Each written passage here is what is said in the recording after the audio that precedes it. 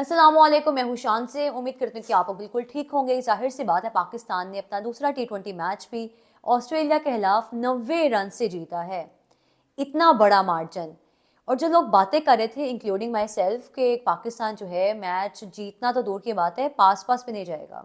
पाकिस्तान ने पहले बैटिंग करते हुए 198 रन बनाए, 199 का टारगेट दिया, लेकिन ऑस्ट्रेलिया की टीम 100 रन भी मुश्किल से बना पाई थी और 108 पे ढेर हो गई। जब पाकिस्तान की टीम 20 ओवरों में 200 तक जा रही है, वहां पे ऑस्ट्रेलिया की टीम तो पास पास पे नहीं आई। 108 पे उनके तमाम जो बैटर्स थे, बॉलर्स थे, प्लेयर्स थे, वो आउट हो गए। साहिबजादा फरहान आज वाले मैच में 5 रन बना पे, पिछले मैच में भी कुछ नहीं किया, BBL में भी कुछ नहीं कर किया। तो आई थिंक अब टाइम है कि आप जो अपना फॉर्म है, अपनी जो परफॉर्मेंस है, वो करें। और आगे वर्ल्ड कप में बहुत ज़रूरत है पाकिस्तान को। अब साइम अयूब ने खेलना शुरू किया तो फरहान जो है वो आउट ऑफ फॉर्म हो गए। लेकिन साइम अयूब की मैं बात मजीद करूंगी कि बैटिंग में तो चलिए आज वाले मैच में हम उनको माफ़ी देते थे, लेकिन बॉलिंग में क्या ही कारनामे सारे अंजाम दे रहे हैं। अपना पहला ओवर करवाने आते हैं, पहली बॉल पे छक्का खा लेते हैं मिचेल मार्श से, लेकिन उसके बाद उनको समझ आ गई, कंडीशन को उन्हें रीड किया कि मैं जितनी तेज़ बॉल फेंकूंगा मुझे फ़ायदा नहीं होगा। मैंने बॉल मतलब पेस का कम इस्तेमाल करना है, लेकिन ऐसा बॉल फेंकने या फिर इस तरह से मैंने बॉलिंग करवाने के ब्रेक हो, टर्न मिले। और वही चीज़ हुई कि उसके बाद मिचेल मार्श ने बहुत कोशिश भी की, लेकिन उठा नहीं सके, लाइक कोई शॉट नहीं लगा सके। उसके बाद आते हैं जो ट्रेविस हेड, जिनकी उन्होंने विकेट ली। ट्रेविस हेड जो है इंडिया के खिलाफ तो जरहाना खेल पेश करते हैं, तबाही मचा देते हैं, लेकिन पाकिस्तान के खिलाफ पिछले मैच में भी कुछ नहीं किया, तब भी साइम अयूब ने विकेट ली। और आज वाले मैच में साइम अयूब ने ही विकेट हासिल की उनकी। और बाद में जब वो आउट हुए, इनका रिएक्शन ये था कि बॉल ऊपर आ ही नहीं रहा। तो यहाँ से आप अंदाज़ा लगाएं। और साइम की बात मैंने पहले इसीलिए की है कि कंडीशन के ऊपर मैं आना चाहूँगी कि कंडीशन जो पाकिस्तान में या फिर कजाफी स्टेडियम में इस वक्त है, जिसपे भी पाकिस्तान ऑस्ट्रेलिया के मैच हो रहे हैं, वो श्रीलंका में नहीं मिलेगी, हरगिज नहीं मिलेगी। तो पाकिस्तान टीम के लिए कंसर्निंग है ये अभी भी।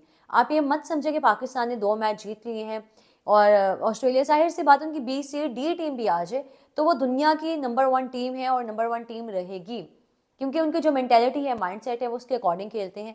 उनमें ये नहीं देखा जाता कि वो कौन सा बड़ा प्लेयर टीम में शामिल है या फिर बाहर बैठे हैं। लेकिन जिस तरह से उनके जो प्लेयर्स थे शुरू वाले, मिचेल मार्श हो गए, ट्रेविस हेड हैं, फिर उसके बाद ही जोश इंग्लिस हैं, कोई भी प्लेयर, कैमरन ग्रीन इवन के, सिर्फ वही वाहिद थे जिन्होंने कहीं पावर हिटिंग बीच में की और कहीं ना कहीं रन बनाए, 35 आई थिंक किए। बाकी कोई भी प्लेयर उस तरह से नजर नहीं आया उनका करते हुए।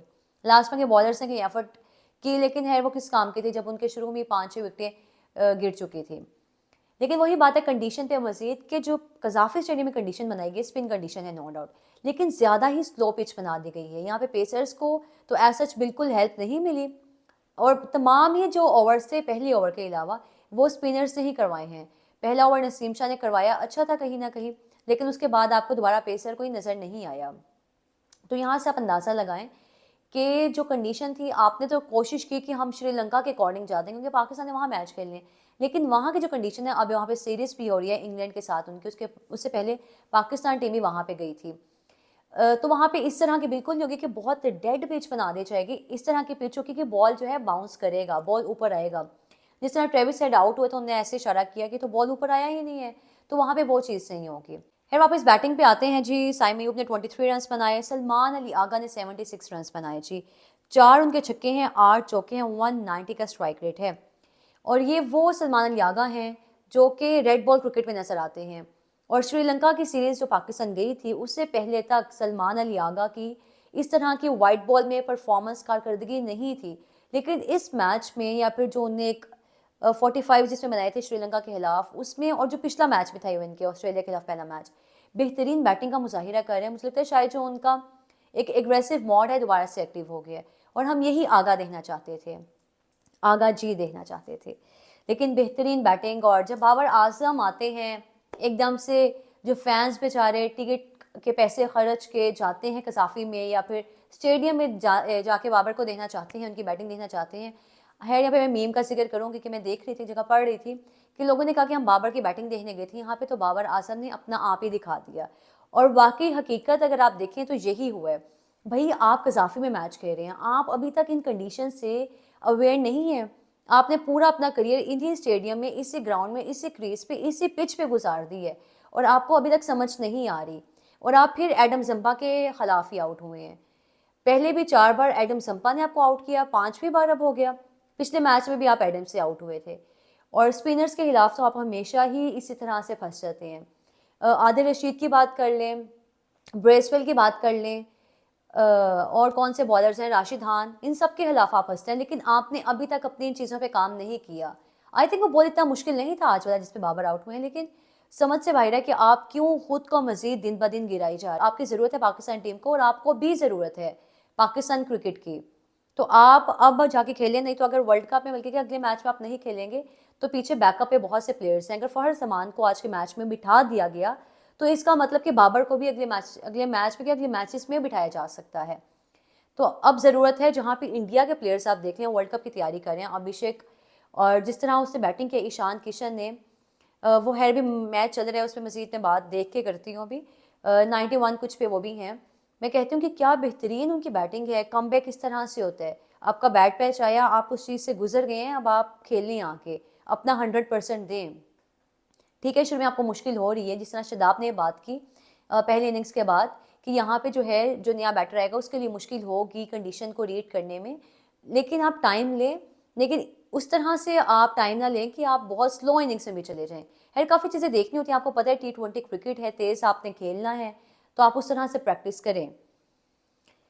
खैर उसके बाद आ जाते हैं जी उस्मान खान पे, 53 रन बनाए।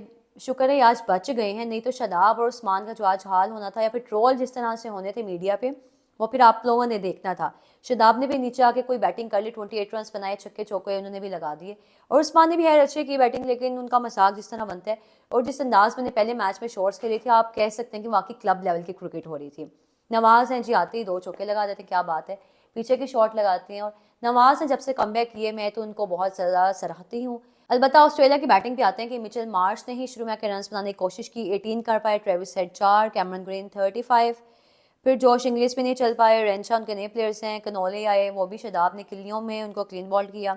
मैट शॉट हैं जी, बार्टलेट, फिर एबट आते हैं 0, शदाब ने उनकी विकेट ली। तो इस तरह से एडम जंपा भी 3 और नॉट आउट पे है। इस तरह से आज के मैच के थे, लेकिन जहाँ तक बात है कि उस्मान तारिक की, समझ से बाहर है कि पाकिस्तान सुपर लीग में उनका 2 बार एक्शन रिपोर्ट हुआ, फिर आईसीसी के पास गया, उन्होंने क्लियर किया उनको वहाँ से, लेकिन जब बैटर्स उनके सामने आते हैं तो उनको काफ़ी दुश्वारी पेश आती है, मुश्किल पेश आती है खेलते हुए।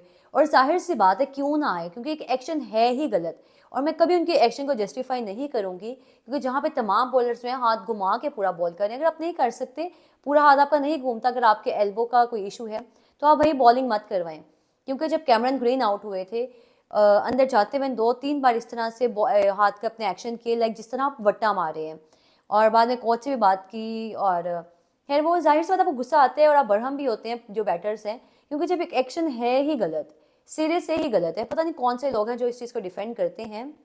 और मज़े की बात कि रमीज राजा जब कमेंट्री कर रहे थे वहाँ पे, उन्होंने बात की कि आप जब जाते हैं इंटरनेशनल लेवल की क्रिकेट खेलने तो आपको हर तरह का एक्शन खेलना पड़ता है। भैया आप किस तरह से उनको वहाँ पे डिफेंड कर रहे हैं।